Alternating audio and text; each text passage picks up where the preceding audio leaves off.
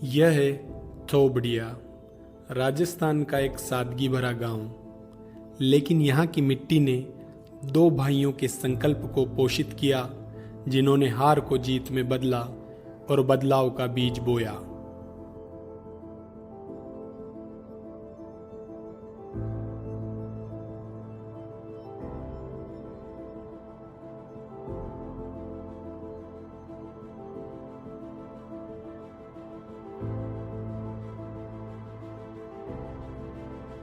कहानी शुरू होती है 1995 से।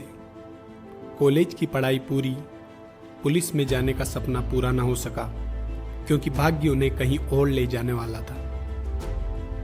मदन जी निराश नहीं हुए। अभाव के दौर में मजबूत इरादों के साथ दो भैंसों से शुरू हुई दूध क्रांति। पढ़ाई लिखाई भी की, इन्होंने पुलिस की ट्रेनिंग के लिए भी गए थे और वहाँ भी उन्होंने कहा कि भाई अभी तुम उम्र से कम पढ़ रहे हो, यहाँ क्यों आए हो तुम, अभी के साथ परिवार की मजबूरी है। और खेती से जब कुछ संघर्ष किया तो कुछ नज़र नहीं आया। हमने कहा भाई दूध के धंधे में उतरना ही ठीक है, तो हमने फिर संघर्ष करके पाटन मेले से गाय भैंसें खरीदी और खरीद करके हमने अपना काम शुरू किया। खेती भी करते रहे, दोनों काम में संघर्ष करते रहे। बच्चे छोटे थे, स्कूल जाते थे, हम दोनों भाई थे और फैमिली की ज्वाइंट था जो चलता रहा। लेडीज़ हमारे साथ कंधे से कंधा मिला के चलती रही, तो हम धीरे धीरे आगे बढ़ते गए। अभी 900 लीटर दूध उत्पादन हो रहा है, सारा दूध दुकान पे खपत हो रहा है। आज वह उद्यम एक प्लांट बन चुका है जहां लगभग 150 पशु हैं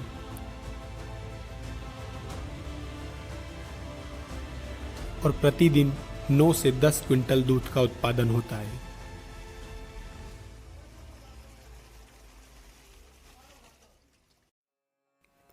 उत्पादित दूध की शुद्धता पर उनका विश्वास इतना गहरा है कि उन्होंने इसे सीधे उपभोक्ताओं तक पहुंचाने का बीड़ा उठाया। बकानी का यह रेस्टोरेंट उनकी शुद्धता की पहचान है। कस्बे वासियों को ताज़ा और शुद्ध मिठाई ही मिले। हमारा फोकस ये रहता है कि हम दूध खुद उत्पादन करके उसकी मिठाई बना के उनको ही खिलाते हैं लोगों को। हमारा पूरा फोकस यही रहता है शुद्धता के ऊपर। और बाहर से कोई मावा नहीं खरीदते हैं। मलाई बर्फ़ी, पोस्ता बर्फ़ी, मिल्क केक, पिस्ता बर्फ़ी, चेरी रोल और देसी घी के गुलाब जामुन जो गाय के घी में ही बनते हैं।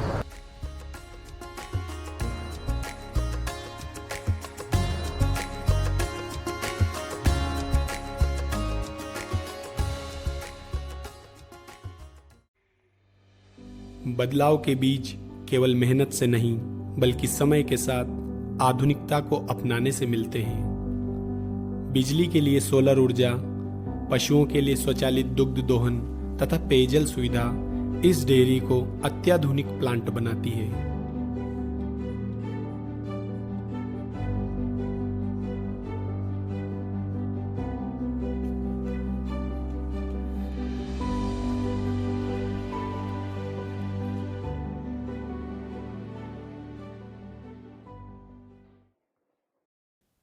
उनकी लगन को प्रदेश के सर्वोच्च मंचों पर पहचान मिली। 2013 से शुरू हुआ यह सफर आज भी जारी है, जो उनकी गुणवत्ता के प्रति प्रतिबद्धता को दर्शाता है।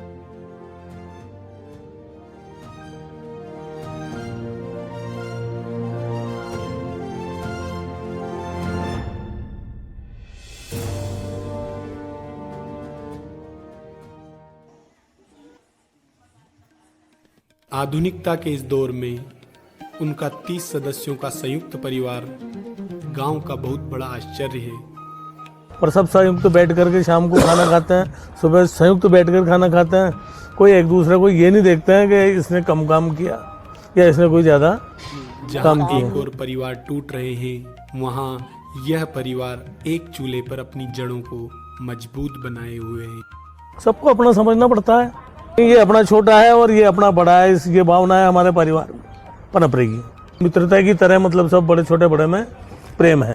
छोटे को छोटा और बड़े को बड़ा समझते हैं और सब पिताजी के सानिध्य में मतलब सारा काम करते हैं।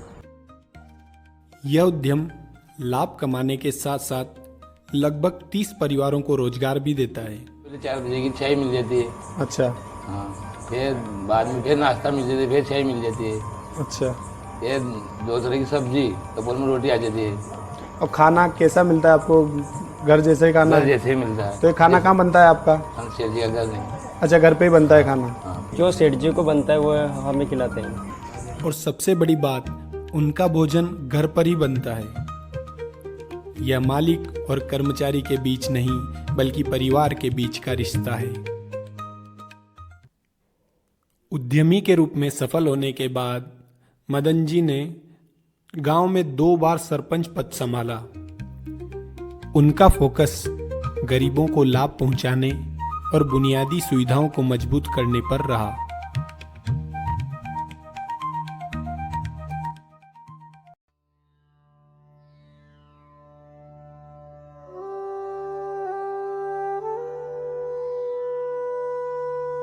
असली सेवा राजनीति के बाहर होती है। बकानी अस्पताल में रोजाना मरीजों को निशुल्क दूध और चाय की व्यवस्था यह निस्वार्थ सेवा का प्रमाण है और यह वे 9 वर्षों से अनवरत रूप से करते आ रहे हैं। समाज सेवा में तो बहुत ज़्यादा ऐसा होता है, अपना आपको उत्साह मिल जाता है कि हम जल्दी उठें और चलें यार, वहाँ अच्छे अच्छे नए नए लोग मिलेंगे, रोजाना नए लोग मिलते हैं और वो बड़ी दुआएं देते हैं कि कर्ज कब चुकाएंगे आप, हमें बिस्तर पे लाके और चाय दूध दे रहे हैं, ऐसा कर रहे हैं वैसा कर रहे हैं। तो मैं उनसे यही कहता हूँ कि यार ये हमने अगले जन्म में आपसे लिया है जो हम अब चुका रहे हैं, क्योंकि आपकी दया से हमें मिला है और हम चुकाने के लिए आ रहे हैं। तो पेशेंट को गाय का पाव भर दूध गरम ताज़ा गरम करके हल्का सा मीठा करके और उनके उसके साथ वालों को जितने भी हो 100 हो या 1 हो चाय देते हैं। अभी सम्मेलन किया था बिल्कुल निशुल्क 58 जोड़ों का।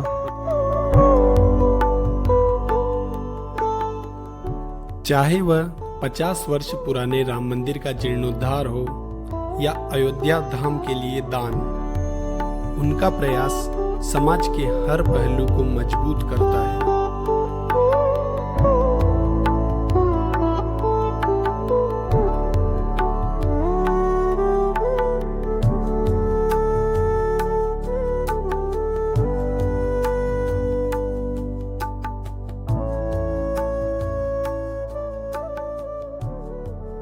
मदन जी और मोहनलाल जी की यह कहानी हमें यह संदेश देती है कि सफलता केवल पैसा नहीं है, यह उस बदलाव का नाम है जो आप अपने परिवार, समाज और राष्ट्र के लिए लाते हैं। उनके द्वारा बोए गए बदलाव के बीज आज फल फूल रहे हैं।